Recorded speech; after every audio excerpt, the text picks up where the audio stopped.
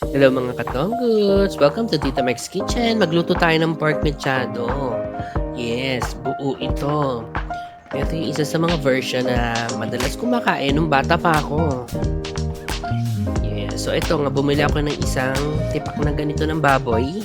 So, for me, inano ko na, no? Masyado siyang malaki for the two of us kasi dalawa lang kami sa bahay. So, ito lang yung gagamitin. Pero buo pa rin siya natin lulutuin. Kasi nung bata ako, ganun talaga yung mechado. Mechado pala pangalan niya. So, ayun. So, iniisip ko, bakit yung iba mukhang kaldereta yung chop? Yung iba mukhang maliliit. Tapos sa kanila yung pag may handaan sa amin, ganyan. So, yan. So, hindi ko, ano ko na lang, no? I-estimate ko na lang kung gaano lang yung kaya namin ubusin for whole day. So, itong maliit na to, ito yung ating lulutuin. Tapos, ito itabi pa natin kasi dami niya talaga. Alam ko hindi namin maubos talaga. So, yun. Ang gagawin natin is mamarinate lang natin siya. May paminta. Actually, ito, minarinate ko 1 day before natin iluluto. Tapos toyo. Lagyan natin ng toyo. Or minimum of 15 minutes pwede na rin. Kaya lang ito kasi wala akong magawa nung panahon na to. Betchin, tapos asin. Tapos syempre lalagyan natin ng ito talaga yung for me yung may kakaibang yung rice wine. Yung rice wine or anisado, pampalambot. Actually, pampalambot din to ng karne. No? So, yun. Lagyan natin siya. Kung wala kayong ganon, okay lang naman din. Ito lang kasi, nakita ko lang kasi meron naman kami. Kaya, inilagay ko na lang din. Tapos, yung Worcestershire sauce. Yan. Depende sa gusto nyo lasa. Nung naluto to, may kakaiba siyang lasa. Parang unsosyal ng lasa niya. Siyempre hindi siya lasang kaldereta or what. Kasi, di ba, aminin nyo, parang magkahawig na sila ng lasa ni kaldereta at mechado. Pero, tandaan nyo, ang mechado walang dairy components. Yung, may mga dairy yan. Yung butter, yung cheese, yun. Ito, wala. As in, straightforward lang ang pagluluto nito. Ito naman ang calamansi. Ayan. Namarinate natin siya. Lagyan pala natin ng tomato ketchup. Konti lang. Pampapula nung sauce and laman. Ayan.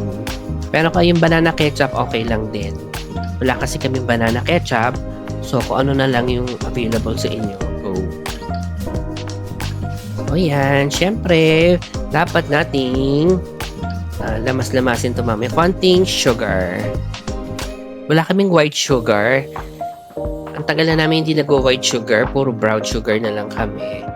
Naano kasi ako sa Baguio. Puro brown sila. Ay, di gayahin ko. So, yan. O, masahihin natin hanggang sa mag-mix-mix lahat ng mga ingredients na pinaglalagay natin dito. Yes.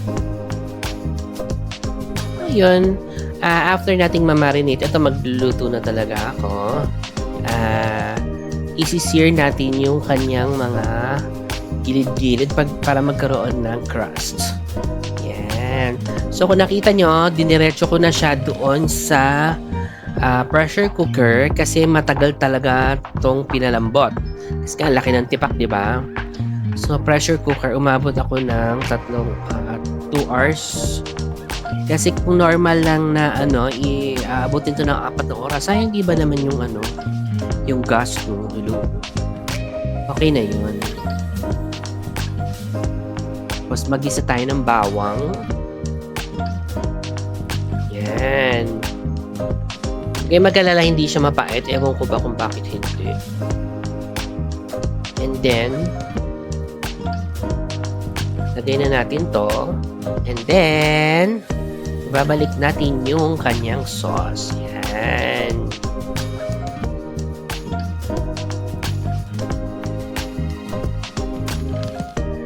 Tapos nito, lalagyan pa natin siya ng konting tubig kasi nga papakuloan na natin siya. Pero kung meron kayong stock, di mas maganda para mas malinamnam. So ayan, sabi ko nga, paabuti natin ng mga 2 hours na lagyan din natin ng laurel, asin, konti pang asin.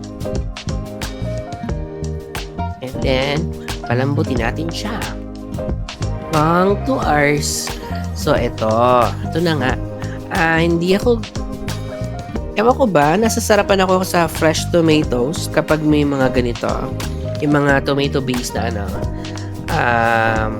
ewan ko ba. Basta nasasarapan ako sa kanya kasi kapag naluto siya, yung parang hindi mo na siya makita, which is masarap pala talaga. Yung fresh tomatoes. So, ganito ko lang siya. Meron kasi ako nabiling chopper sa online. Palpak. Yung basta hindi siya humihiwa.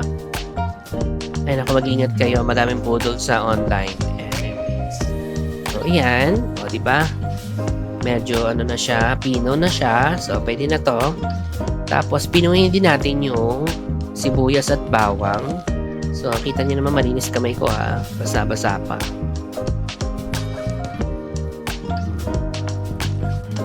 Mas maganda kasi kung tad-tad or dinikdik. Yan lang. Ayokong magdikdik kasi. Okay na ito. Yan. So ngayon, magigisa na tayo.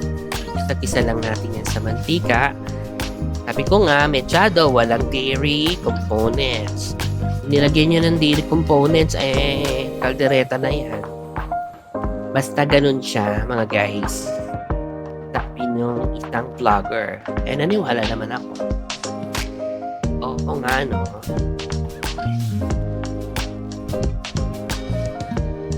Since magkasama ng bawang at sibuyas, pagsamahin na natin. Yan. So, sangkutsahin lang natin siya hanggang sa mag-translucent tong ating sibuyas. So, yan. Pagkatapos ng sibuyas, ang susunod na natin ay ang kamatis. Ito na nga yung kamatis. O, diba? Pwede nyo bawasan kung feeling nyo. Ito talaga, hindi ko lang kasi alam yung lasa nung naging niya, finished product. Pero parang siya, parang nakakain sa mga mamahaling restaurant. Hindi naman sa pero parang ganun yung lasa niya. Iba siya. Hindi siya lasang kaldereta. Anyway, so ayan, hintay lang natin siyang malamog at mag-wilt ng todo-todo bago natin ilagay doon sa ating baboy.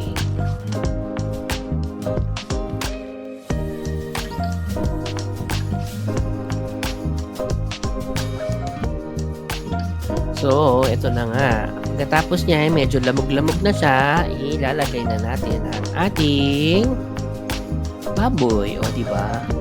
Kung napansin nyo, medyo nag-shrink na siya. Siyempre, medyo mataba. Na lambot na siya ng bongga. So, ito, papakulang pa natin siya for another 30 to 1 hour. Hanggang sa mag-reduce talaga yung ating sauce. Mamaya makikita nyo iba na yung kulay ng sauce. Medyo dark na siya. Yun ang ating hinihintay. So, 2 hours plus 1 hour equals 3 hours. Tapos, don't forget yung liver spread. Yan. Ito yung ginagamit ko talaga kasi iba yung lasa niya. Ewan ko lang sa akin lang. So, ayan. So, konti pang kasi medyo marami pang sabaw. Hindi pa siya masyadong mas maganda to pag may makikita niyo kung kagano ka lambot siya. As in, ang sarap. Lagyan natin siya konting tomato paste. Pwede namang ding wala na rin kasi nga marami na kamatis. Pero nasa panlasa niyo. Pero ako gusto ko para lumayo ang lasa niya na caldereta. Kasi nung nagluto ako ng mechados, may nag-comment, lasa daw caldereta. Oh my gosh. Okay. So, yun. Eh, ganun talaga. Magkalasa talaga sila. Ang wala lang talaga ang dairy components. Baka hindi lang niya alam. Anyways, pakuluin natin ng 1 hour pa. So, ayan o. Konting-konti na lang yung sauce. Lagyan na natin yung ano pangalan yan? Green olives or black olives. Kung anong olives meron kayo. Pero ito is optional lang naman. Hindi naman siya kailangan. Pang-arte lang to. So, ito na nga. Tapos na yung 1 hour. Ito na, iwain na natin siya. Tingnan nyo kung gaano ka juicy and lambot. Ooh, see? Ang lambot. Where? Ang lambot niya talaga. As in. Oh, diba? Ito yung mga panghandaan ko lang siya nakakain dati. Ngayon, pang araw-araw na lang. Gusto ko lang itry, diba? Wala namang masama doon. Gusto mo ng family ko. Gusto naman ni Alan. Gusto ko din. Maiba lang. Pero masasabi ko, ang sarap. Yun. So, ubusin lang natin to and then magpe-plate na tayo in a while. Okay?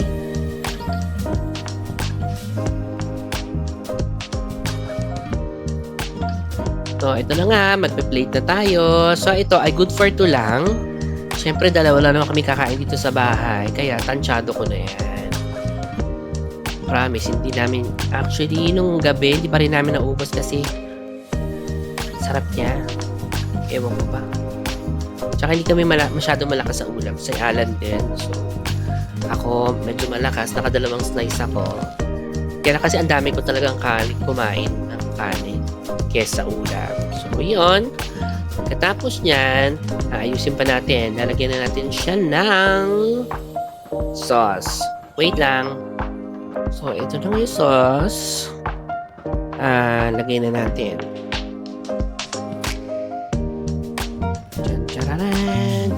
Dyan. Tingnan niya na umuumuo yung mga kamatis na lanta. Sarap nito. And then, yung ating pang-garnish na mga olives.